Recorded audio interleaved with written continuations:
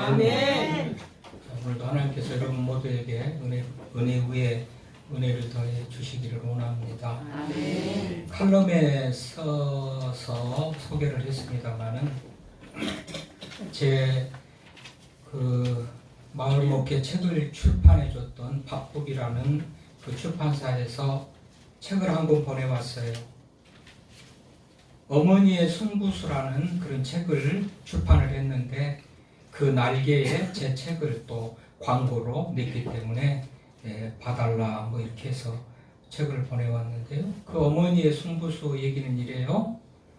묘목교의 평범한 한 여집사님 이정님 권사님이라는 분의 얘기예요. 이분은 평신도로 시작해서 집사가 되고 권사가 되는데 이 집사 때 여전도 회장을 받고 또 여러 가지 일들을 감당하는 그런 한 어머니의 승부수, 그러니까 아들 김태현 목사님이라는 분이 그 형제가 4명이 아들이 4명이에요. 그래서 김일현 목사님은 양평 가다가 왼쪽에 국수교회라는 교회가 있는데 그 교회를 담임하는 김일현 목사님, 우리 총으로 수고하는 김보현 목사님, 그 다음에 아시아 지역에 선교사로가 있는 김태현 목사님, 동두천에 동성교회인지 김정현 목사님, 이 김정현, 김미련, 김보영, 김태현 4명의 아들을 다 목사로 길러낸 그런 권사님인데 이정님 권사님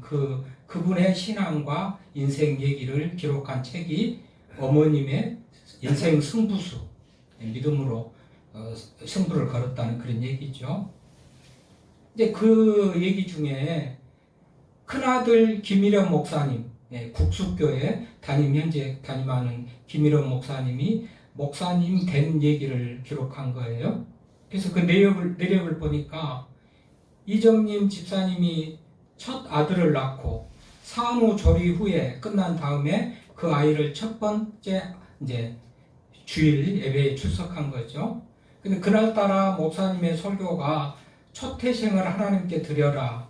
맥추감사주일이나 추수감사주일에 나눌 만한 그런 주제가 되는 설교이겠죠. 그래서 그 아이를 산후조리가 끝난 다음에 그 첫 아들을 안고 첫 예배에 출석을 했는데 목사님의 설교가 첫 태생을 하나님께 드려라라는 그런 설교였다는 거죠. 그러면서 첫 태생, 나에게 준 맏아들, 이 큰 아들을 하나님 앞에 드려야 되겠다. 그렇게 결단하고 아들을 하나님 앞에 드려서 목사가 됐다는 그런 얘기예요. 근데 이제 둘째, 셋째, 넷째까지 아들 4명이 다 이제 목사가 됐는데요. 자, 저는 이 설교를 또 준비하는 중에 읽었던 책이니까 모든 책이 다 기억되는 것은 아니잖아요. 읽었던 책이라고 다 기억된 건 아니지만 오늘 설교를 듣는 자세라는 제목으로 주제로 말씀을 준비하는데 또 이 책이 생각난 거예요. 그래서 이 집사님은 첫 아들을 낳고 교회에 출석했다가 첫 태생을 하나님 앞에 드려라는 말씀을 듣고 그 아들을 하나님께 드려서 목사가 되게 됐다는 그 얘기가 생각나서 소개를 하면서 오늘 설교를 듣는 자세가 어떠해야 될 건가. 사실 설교는 순종하고자 듣는 거예요. 설교는 내가 말씀을 예배 시간에 있으니까 그냥 듣는다가 아니고 말씀은 순종하고자 듣는 겁니다. 그래서 설교를 듣는 자세, 그렇게 제가 제목을 정했는데요. 그렇죠? 지금 예배의 구성 요소를 말하면서 예배에는 찬송이 있고 기도가 있고 말씀이 있고 헌금이 있고 또 교제가 있고 예배를 구성하는 요소들을 쭉 설명해 가는 중에 찬송과 기도를 했죠. 그러다가 순서상으로는 사실 설교거든요. 근데 추수감사주일하고 헌금하고 관계된 그런 주제가, 헌금은 또 추수감사주일과 연계가 있길래 지난주일에 헌금에 대해서 예배 중에 있는 예배를 구성하는 요소 중에 헌금 얘기를 먼저 했고, 그 다음에 이제 오늘은 설교를 주제로 말씀을 준비를 했어요. 예배를 구성하는 것 5가지, 찬송했죠, 기도했죠, 헌금했죠, 설교 오늘 하지요. 다음에는 뭐겠죠? 교제에 대해서 이제 말씀 준비해서 나누겠는데, 어쨌든 그런 연유로 오늘은 설교가 주제가 됩니다. 그래서 예배 중에 설교는 어느 날 갑자기 말 잘하는 목사가, 설교 잘하는 목사가 예배 중에 내가 설교를 해야 되겠다 그렇게 해서 생겨난 게 아니고, 예배가 시작되는, 설교가 언급되고 설교가 시작되는 처음부터요 하나님의 말씀을 읽고 그 말씀을 풀어서 해석하는 그런 순서가, 시간이 예배 시간에 있었어요. 그래서 전통적으로 예배 시간에 설교, 하나님의 말씀이 읽혀지고 또 해석되어지는 그런 시간이 있는데, 이제 그걸 설교라고 할 수가 있어요. 우리 주거에는 성원 음반이라고 그렇게 되어 있죠. 이제 하나님의 말씀을 그대로 전한다, 그런 의미에서요. 어쨌든 이 설교의 역사를 보니까 신명기 1장 한번 찾아서 보십시다. 모세의 설교로 알려진 신명기 1장, 설교의 역사의 시작이라고 볼 수가 있는데, 후전으로 내려오던 것 말고 문서화된, 기록화된 어떤 그런 설교의 시작을 그렇게 찾아볼 수가 있어요. 신명기 1장 1절 한번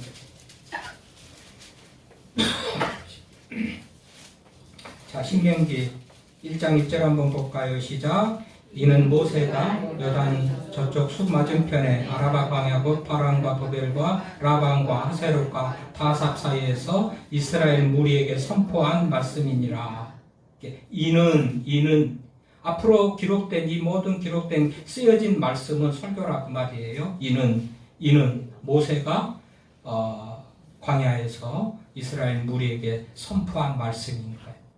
기록된 신명기 전체 시작 이 기록된 이 말씀 모두가 모세의 설교다 그 말이죠.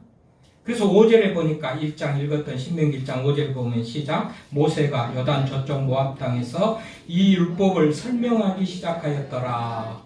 일러스되 하나님께서 이렇게 말씀하신 것을 설명하기 시작했다. 그러니까 하나님의 말씀을 그냥 읽고 성경을 읽고 끝나는 게 아니고 그 성경이 무슨 말씀인지 의미인지를 다 설명해 줬다는 거잖아요. 이게 이제 설교예요. 설교 하나님의 말씀이니까 어떻게 보면 하나님 말씀 그 자체가 능력이 있고 생명력이 있고 운동력이 있고 활동력이 있어서 말씀 자체만, 설교 없이도 스스로 성경을 읽다가도 변화가, 깨달음과 새로움이 능력이 있지만 또 잘 이해하지 못하는 부분, 오해가 될 수 있는 부분들을 설명해 줄 필요가 있는 거죠. 그래서 설교하는 시간은 그 말씀, 선포된 말씀을 해석한다, 설명한다, 이렇게 보는 겁니다. 이렇게 설교의 역사가 전통적으로 역사가 시작이 되어지는 거고요. 자, 느헤미야 8장 한번 볼까요? 그럴 때 설교를 듣는 사람들이 어떤 자세로 들어야 될 것인가를 잘 설명해 주는 그런 말씀이 느헤미야 8장에 있어요.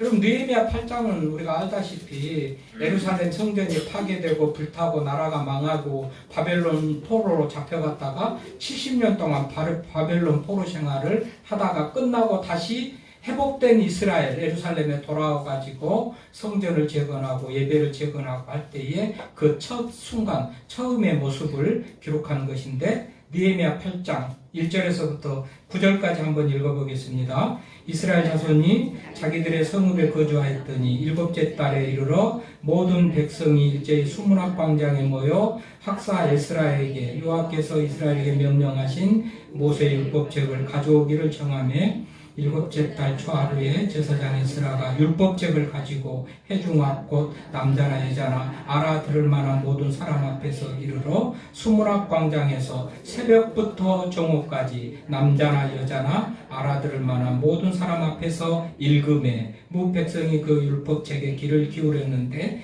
그때 학사 에스라가 특별히 지은 나무 강단에 서고 그의 겉 오른쪽에 선자는 맏디다와 스마와 아나야와 우리야와 힐기야와 마하시아요, 그의 왼쪽에 선자는 부다야와 미사엘과 말기야와 하숫과 하스바다라와 스가랴와 무술람이라.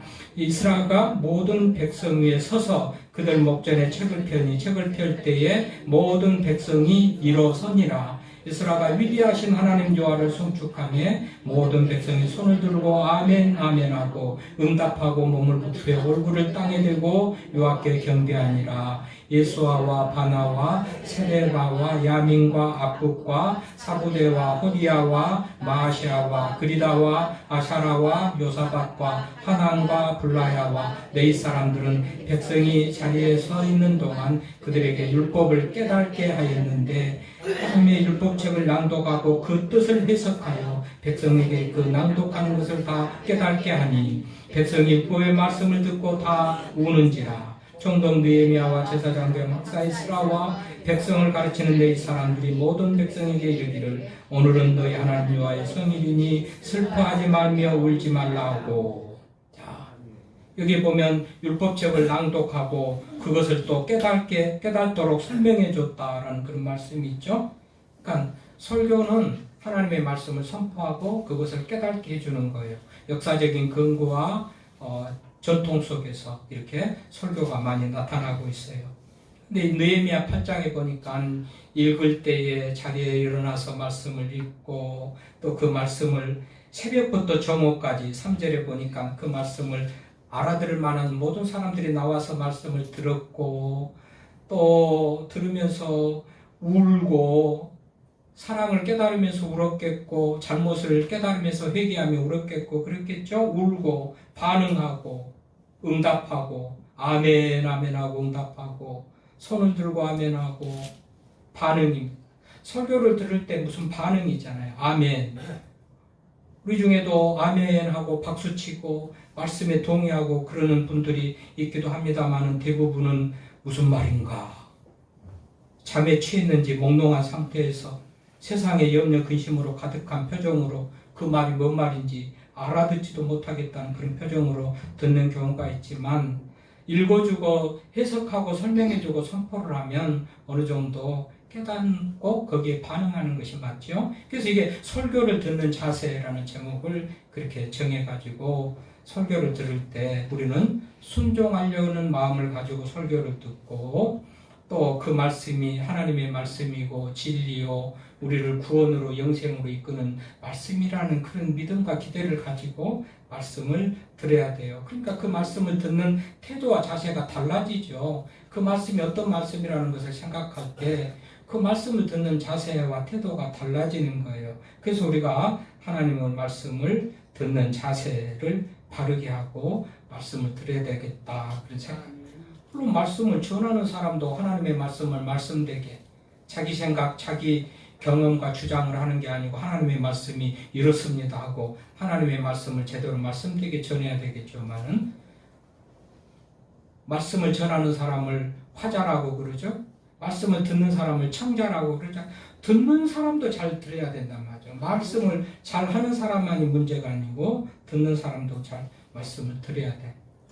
그래서 마태복음 14장에 씨 뿌리는 비유에서 4가지 밭을 말하고 있잖아요. 씨앗은 다 같이 똑같은 하나님의 말씀이에요. 근데 그 씨앗이 길가에 떨어져요. 그러면 싹을 틔울 수가 없잖아요.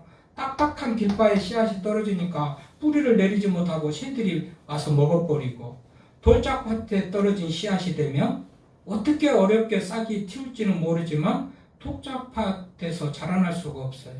또 가시덤불에 떨어진 씨앗도 있겠으나 또 가시덤불에도 어렵게 씨를 틔우더라도 자라날 수가 없고 그래서 옥토 같은 밭이 되어야 씨앗이 떨어질 때 30배, 60배 결실을 맺는다라고 마태복음 13장에 씨 뿌리는 비유에서 그러니까 하나님의 말씀, 능력 있는 설교자가 강력한 말씀을 전한다 할지라도 들은 마음의 자세가 준비가 되어 있지 않으면 아무 소용이 없다는 거에서 말씀을 듣는 자세가 매우 중요하다고 성경 가르치고 있어요.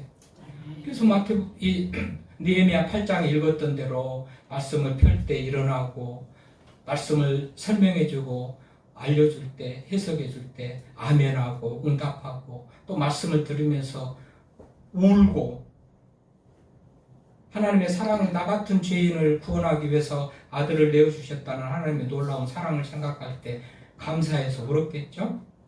또 하나님은 이렇게 살기를 원한다는데 나는 너무나도 그 삶에 미치지 못하는 삶을 살고 있을 때 부끄러워서 회개하면서 울었겠죠. 어쨌든지 이것이 말씀을 듣는 자세여야 되는 거예요.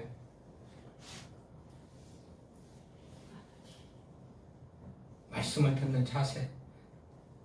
여러분, 요나가 니느웨에 가서 복음을 전해요. 원래 요나가 니느웨에 가서 복음을 전하라고 그러는데 니느웨 사람들이 망했으면 좋겠다 생각으로 니느웨로 가지 않고 다시스로 도망가다가 고래 뱃속에 들어가서 회개하고 또 다시 살아나가지고 니느웨에 가서 복음을 전하는데 니느웨 사람들이요 10여만 명이나 되는 니느웨 사람들이 다 회개하고 구원을 받고 살아나는 역사가 일어나죠. 요나가 말을 하니까 하나님의 말씀을 전하니까 그들의 반응이 회개하고 돌이키면서 살아난단 말이죠. 소돔 고모라를 한번 보세요. 하나님의 천사를 보내서 정말 이 멸망을 예고하고 회개하고 돌이키면 살아날 것이고 그렇지 않으면 멸망을 예고하는데도 불구하고 소돔 고모라 사람들은 그 말을 농담으로 여겨가지고 말도 안 되는 소리다 그렇게 우습게 여겨가지고 결국은 소돔 고모라는 유황비 불같은 그런 이 비 같은 불이 쏟아내려가지고 그 성을 멸망시켰다고 말하죠. 그러니까 똑같이 하나님의 말을 전하는데도 전하는 것이 문제가 아니고 어떻게 반응하느냐, 듣는 자가 어떻게 하느냐가 살아나기도 하고 멸망도 당하기도 한다는 사실을 우리가 생각해 볼 때 우리는 말씀을 잘 들어야 돼요. 말씀을 잘 들어야 돼요. 하나님의 말씀으로 생명의 말씀으로 잘 들어야 돼요. 거기에 구원의 길이 있고 거기가 그 말씀이 진리인 것이라는 확신을 가지고 들어야 되겠죠. 가장 성경에서 이 말씀을 듣는 자세가 잘 되어 있고 모범적인 그런 사람이 사도행전 10장에 나와요. 우리가 20장 펴놓고 있으니까 10장으로 한번 넘어가 보세요. 사도행전 10장 한번 넘겨봐요. 사도행전 10장에 보면 고넬료가 베드로를 영접하면서 설교를 듣고 말씀을 듣는 그런 자세를 기록하고 있어요. 사도행전 10장에 보면 가이사랴에 고넬료라는 사람이 있어요. 이달리아 부대라는 군대의 백부장이에요. 경건하고 온 집이 더불어 하나님을 경외하고 이런 사람인데 하나님께서 그 가족과 더 확실한 믿음과 구원을 확신하기 위해서 베드로를 청해서 예배를 드리고 말씀을 듣도록 그렇게 지시를 하죠.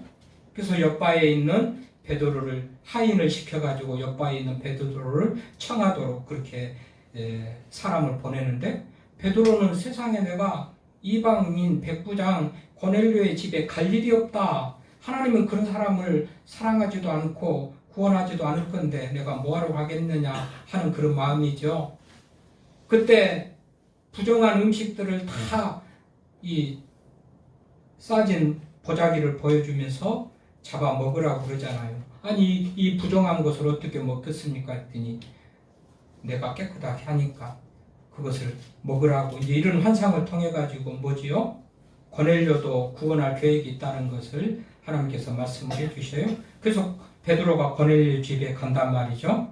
그랬더니 고넬료는 어떻게 합니까? 10장 그 23절부터 보면 베드로가 불러들어 유숙하게 아니라 이튿날 일어나 그들과 함께 갈새 옆바에 온 어떤 형제들도 함께 가니라. 이튿날 가이사랴에 들어가니 고넬료가 그의 친척과 가까운 친구들을 모아 기다리고 자, 베드로가 와서 예배드리고 설교를 우리가 들을 건데 다 와서 모이세요. 가까운 친척들과 친구들을 다 모아서 준비하고 있는 거예요. 베드로를 맞을 준비를 하고 있는 거죠. 그랬다가 25절에 베드로가 들어가니까 그 앞에 고넬료가 엎드리면서 그야말로 하나님을 대하듯이 천사를 대하듯이 맞이하니까 베드로가 일어나라 그렇게 하지 마라 나도 똑같은 사람이다 하면서 결국은 예배가 시작되어지는데 33절에 보니까 내가 곧 당신에게 사람을 보냈는데 오셨으니 잘하였나이다. 이제 우리는 주께서 당신에게 명하신 모든 것을 듣고자 하여 다 하나님 앞에 있나이다. 베드로가 와서 설교하고 예배를 드리고 설교할 건데 그때 무슨 말 모든 것을 주께서 당신에게 명하신 모든 것을 듣고자 하여 다 하나님 앞에 있나이다. 얼마나 아름다운 설교를 들은 마음의 자세를 가지고 있었던 고넬료라는 것을 알 수가 있잖아요. 자, 이것으로 인하여서 정말 그 집과 이런 친척들 다 예수 믿고 구원 얻는 역사가 일어났다고 성경이 그렇게 기록되고 있죠.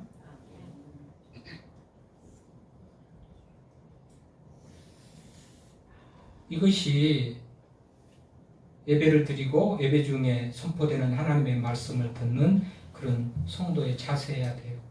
무슨 말씀을 하시든지 지금 목사님을 통해서 한 말은 하나님께서 나에게 들려주시고 하시는 그 말씀인 것으로 믿고 모든 말씀을 다 그대로 순종하겠다고 했던 고넬료 같은 그런 마음의 자세로 우리가 하나님의 말씀을 드려야 된단 말이죠. 자, 오늘 본문으로 넘어가 보니까요.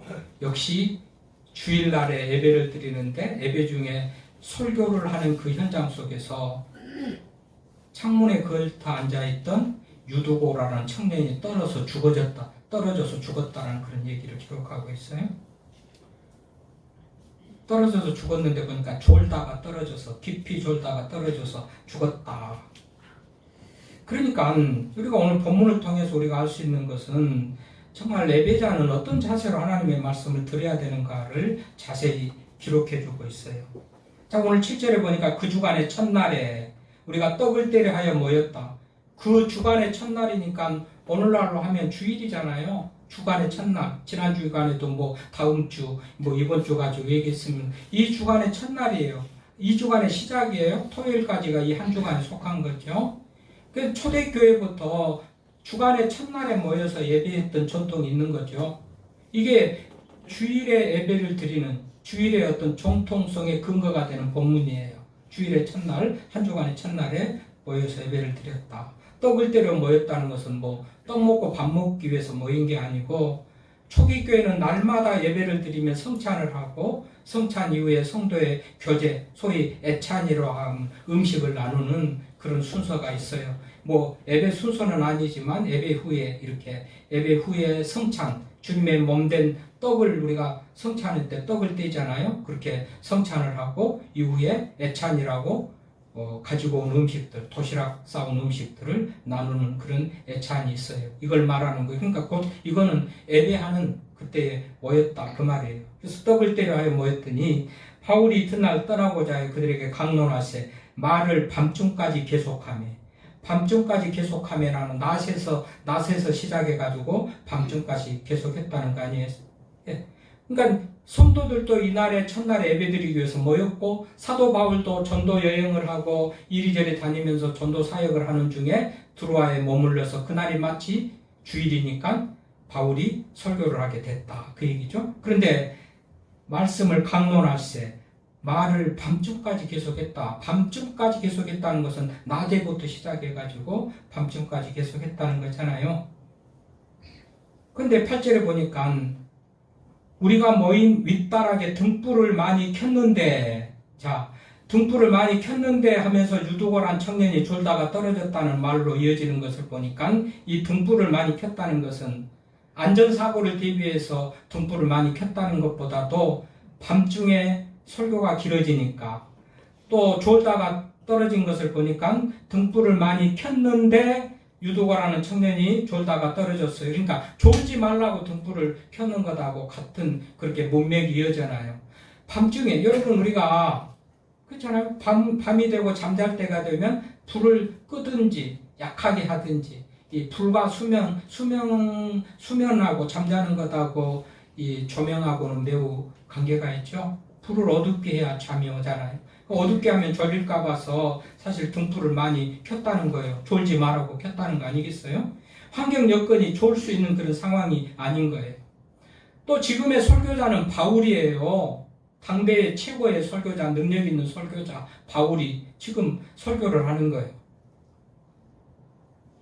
좋을 수 없는 환경이 되도록 등불을 많이 켜가지고 환히 밝혀가지고 졸음이 오더라도 여러분 대낮 같은 밤에 아무리 피곤해도 대낮 같은 밤에 졸음이 안 오잖아요. 그런 상황을 만들어놨는데도 불구하고 유능한 그야말로 바울이 설교한다면은 전라도에서도 경상도에서도 몇 시간씩 KTX를 타고 와서 마장 그 예배에 참석할 만큼 능력 있는 그런 유명한 바울이 와서 설교를 하는데도 불구하고 유두고라는 청년이 창에 걸터 앉았다가 깊이 졸다가 떨어져서 죽었다라고 성경에 기록되어 있어요. 그러니까 기본적으로 말씀 들을 자세가 안 돼 있는 사람이었다라고 우리가 볼 수가 있죠. 왜 그래요? 여러분 3층에서 떨어졌으니까 결국은 3층까지 올라가서 다락에 창문에 걸터 앉았다는 것 아니겠어요? 그러니까 늦게 왔어요. 시간이 임박해가지고 늦게 왔어요. 다른 사람들은 일찍 붙어가지고 앞자리부터 정말 바울 보려고 설교 들으려고 그렇게 앉아있는데 시간 다 맞춰서 늦게 와가지고 맨 뒷자리에 앉아. 근데 뒷자리도 자리가 없으니까 2층으로 갔는데 또 자리가 없으니까 3층에 갔는 그런 상태예요. 그러니까 예배 시간을 너무 임박하고 촉박하게 시간 맞춰서 딱 왔다. 그런 의미예요. 그러니까 뭐예요? 사모하는 마음이나 은혜 받고 자는 그런 마음보다도 1시간 그냥 와서 때우고 말겠다. 안 오면 목사님이 또 뭐라고 할지, 아니면 예배 안 드리고 시간을 빼먹으면 무슨 하나님께서 나에게 벌을 내리실지, 이것이나 면해보자고 겨우 시간 맞춰서 와 있는 그런 모습 아니냔 말이죠. 거기에 무슨 은혜가 있겠어요? 유두고라는 청년이 3층에서 떨어졌어요. 1층에도 자리가 없어요. 2층에도 없어요. 3층에도 가서 창문에 걸다. 이건 그야말로 억지로 나와 있고 정말 할 수 없이 나와 있는 그런 자세죠. 그러니까 늦게 와가지고 자리가 없어서 3층까지 갔던 것으로 그렇게 보여주고 있어요. 그게 졸아요. 아니 조는 사람이 한두 사람이라면 바울이 설교를 못해서 설교를 졸게 해서 졸았는가 보다 하겠지만 그 많은 사람 중에서 좋은 사람은 유두고 청년 한 사람만 성경에 기록되어 있으니 많은 사람이 좋으면 설교자가 문제일 수도 있어요. 그렇잖아요. 오직 설교를 졸리게 했으면 다 좋을까?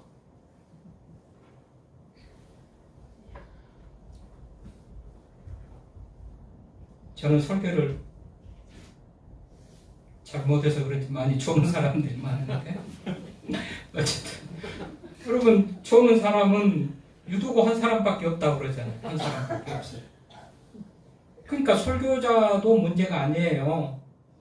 설교자가 문제라면 대다수가 많이 졸았다 그렇게 해야지 나올 텐데 설교자는 졸리게 설교를 하지 않았어요. 능력 있는 바울이 그랬을 리가 없겠죠.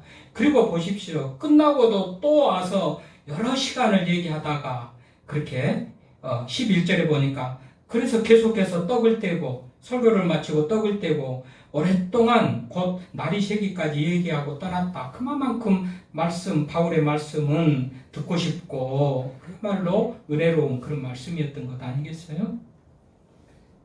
그런 의미에서 우리 유두고는 그야말로 겨우겨우 시간 맞춰가지고 와가지고 자리가 없다 보니까 3층까지 올라가가지고 3층이라도 자리를 제대로 잡고 앉았으면 좋겠는데 창문에 걸터 앉았다. 창에 걸터 앉았대요. 창에 걸터 앉았다는 것 자체는 안정이 없고 불안하죠. 잡으로 안석하는 그런 모습이에요. 이거는 금방 몇 차 하면 끝나면 나가겠다라는 그런 자세일 수도 있고요. 정착할 그런 마음이 없잖아요. 마음이 산만하잖아요. 이것저것으로 복잡하잖아요. 그러니까 자리에 앉아있는 우리들의 마음도 여러 생각들로 복잡하고 잡을 안 서기고 그냥 불안하고 이렇게 하면 이거는 창문에 걸터 앉은 것 같은 그런 모습인데요. 어쨌든지 예배를 드리기까지 안정된 마음, 평안한 마음, 사모하는 마음으로 예배를 드리겠다. 그런 것보다도 그냥 안정감이 없어요. 금방 나갈 준비로 빨리 끝나기만 해라. 끝나면 빨리 가겠다라는 세상 일로 분주하고 바쁜 어떤 그런 모습인 것 아니겠어요? 그러니 이런 사람이 은혜 받을 리가 없고 이런 받은 사람이 졸다가 그냥 땅에 떨어져서 그렇게 죽는단 말이죠. 여러분 정상적인 수면은 하나님의 사랑하는 자에게 주는 선물이라고 시편 127편 2절에 그러죠. 여호와께서 그 사랑하는 자에게 잠을 준다. 잠은 하나님께서 주시는 정당한 선물이에요. 은혜예요. 잠 자는 거 복이죠. 잠을 못 잔 것 때문에 조금 불면증으로 고생하는 사람들.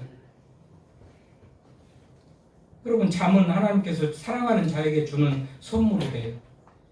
잠이 은혜예요. 잘 잘 수 있는 거 복이에요. 그런데 그 잠도 잘 때가 있고 깰 때가 있죠. 아무 때나 자면 문제잖아요.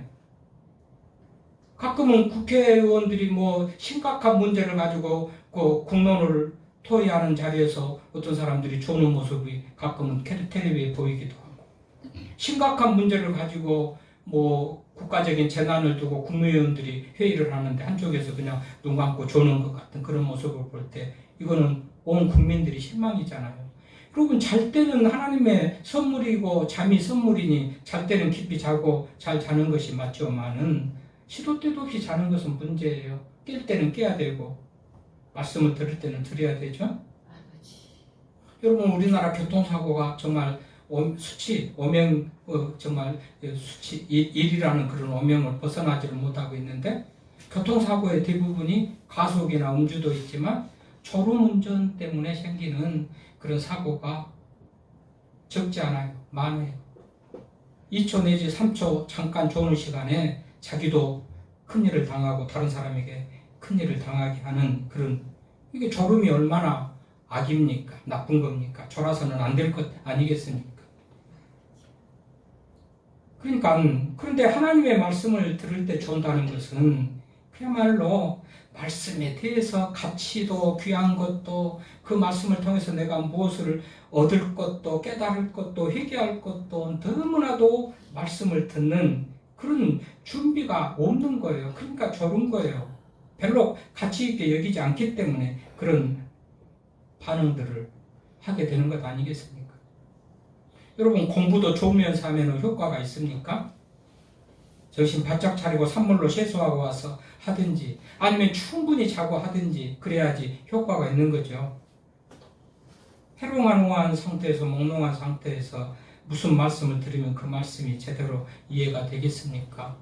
아차 잘못하고 이해를 못하고 오해나 하고 목사님이 이랬다 말이나 하고 이런 사람들은 대부분 온갖 생각이 말씀과 엮어져 가지고 다 믹서돼 가지고 오해도 생기고 이런 잘못된 그런 해석을 할 수도 있고 그래요. 하여튼 정신 집중 차리고 하나님의 말씀을 드려야 되는 거예요.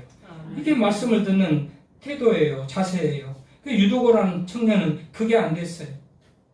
득불을 많이 켜가지고 잘래야 잘 수 없는 대낮 같은 그런 밝은 환경이 만들어졌는데도, 바울이라는 사람이 능력 있는 설교자가 설교를 하는데도 불구하고, 다른 사람 좋은 사람 아무도 없는데도 불구하고 혼자 유일하게 유두고가 그렇게 졸다가 떨어져 죽는다. 듣는 훈련이 안 돼 있어요. 듣는 훈련. 예배 시간에 늦게 와가지고 맨 뒷자리에 앉았다가 끝나자마자 빨리 가려고 하는 그런 마음을 가졌던 이 유두고가 아닌가 그렇게 생각. 여러분, 사단 마귀는 우리를 그냥 은혜를 못 받게 방해해요. 사단 마귀는 은혜를 못 받게. 은혜를 받으면 어떻게 돼요? 진정한 하나님이 편이 돼가지고 마귀가 싫어하는 일들을 하는데 열심히 낼 것이기 때문에 사단 마귀는 그렇게 못하도록 은혜 받는 일을 방해하는데, 그 대표적인 어떤 그런 수단이랄까 방법이 졸리게 하는 것이다 생각해 볼 수가 있겠습니다. 우리가 정신을 바짝, 그래서 성경에 늘 깨어 있어라, 깨어서 근신하고 기도하고 깨어 있어라 말하죠. 그래서 사탄 마귀가 졸리게 하고 말씀에 거부감을 갖게 하고 말씀에 대해서 불만을 갖게 하고 말씀에 대해서 그야말로 온통 부정적인 그런 생각만 하게 하는 그런 감정을 사단 마귀가 줘요. 그래서 자꾸 말씀과 멀어지게 해요. 그렇게 되면 마귀 편 되기 딱 좋기 때문에 내 편 만들어가지고 하수인으로 이용하려고 그렇게 한단 말이죠. 여러분, 우리 말씀 듣는 자세가 좀 더 하나님의 말씀을 듣는다. 이 말씀으로 내 영혼이 살아나고 이 말씀으로 내가 위로도 받고 소망도 얻고 이 말씀으로 내가 정말 하나님의 사람으로 좀 더 변화되고 성숙한다라는 그런 기대감을 가지고 드리면 좋을 수는 없겠죠.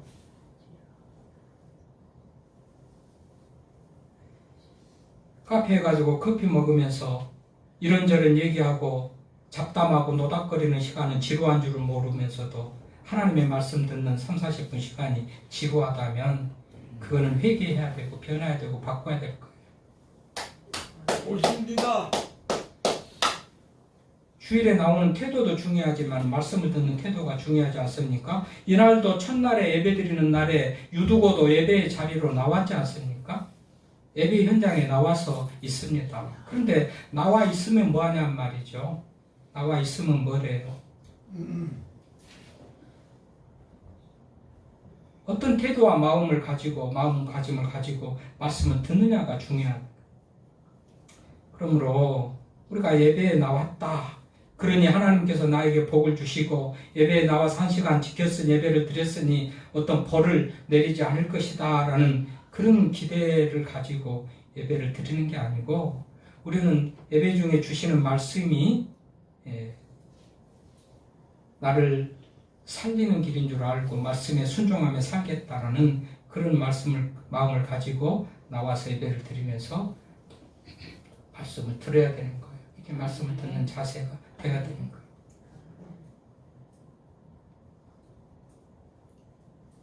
식물이 자라는 데는 통기성, 배수성, 또 적합한 공기, 흙 이런 것들이 다 있어야 된다죠. 신앙이 성장하고 자라는 조건도 교회 출석 잘하고 하나님의 말씀 잘 받고 졸지 않고 깨어 기도하고 이럴 때 신앙이 자랄 수가 있어요. 어쨌든지 우리가 설교를 들을 때 우리의 자세는 주여 말씀하옵소서 종이 듣겠나이다. 그런 마음의 자세로 순종하는 마음의 자세로 말씀을 받고 더 성장하고 하나님이 기뻐하시는 삶으로 살아가는 우리가 될 수 있기를 바랍니다.